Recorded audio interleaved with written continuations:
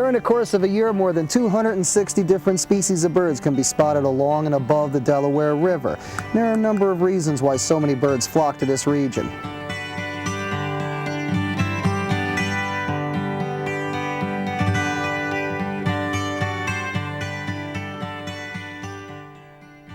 The Delaware River corridor is part of a route commonly known as the Atlantic Flyway, and birds heading between their breeding and wintering sites use this migratory route. Some birds that are frequently seen along the Upper Delaware may nest in northern Canada and winter as far south as Central and South America. Most common of these visitors are Canada geese that like to congregate in large flocks along the shorelines.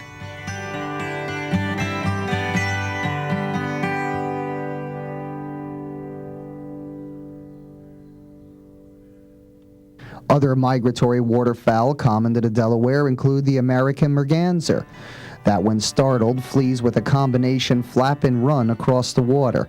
Various types of ducks include mallard, goldeneye, and wood duck.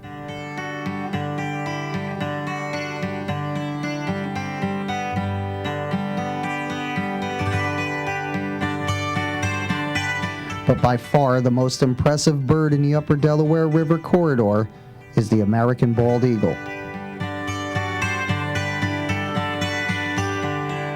Well over 100 bald eagles visit the Upper Delaware area each year, while at least 8 nesting pair have made the Delaware Valley their home. Bald eagles come to the Upper Delaware region because we have what it takes to support them, and that includes an ample food supply, including fresh fish. In the wintertime, we have lots of open water in areas where the tributaries come into the Upper Delaware. There's natural open water even when the river freezes over. Large tracts of undisturbed land where they can safely roost and perch. Other raptors inhabiting the river valley include the red-tailed hawk, owls ranging in size from the great horned to the tiny and flirtatious saw-whet, and the osprey, seen here diving for a mid-afternoon snack. Another impressive species of bird found along the Delaware are herons. Great blue heron comes here from, I'd say, Lafayette, New Jersey, where there's a rookery. There are about 100 nests there, and I've seen them on occasion fly through the area. You see them high in the sky. The metaphor I use is they're like flying pterodactyls. But they feed in the Delaware. It's a river of very high quality water, good fish, and that's what they're after.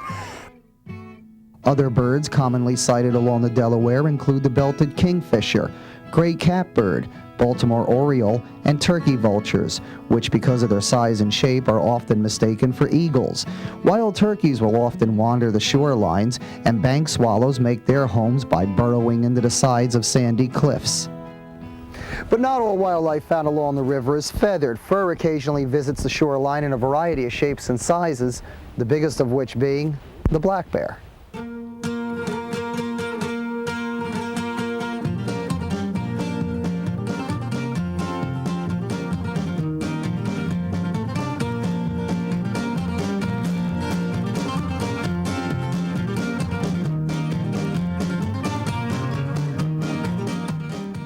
Black bear are common to the Upper Delaware region, and often to the shock and surprise of recreational boaters, bear will visit the river during warm summer months for a drink or even a dip.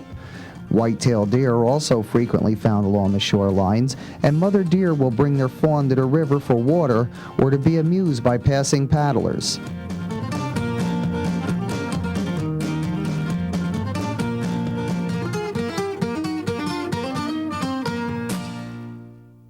Bobcat, coyote, and fox, such as this young pup, can occasionally be spotted visiting the shorelines to hunt. But the only true shoreline-dwelling mammals are beaver and otter.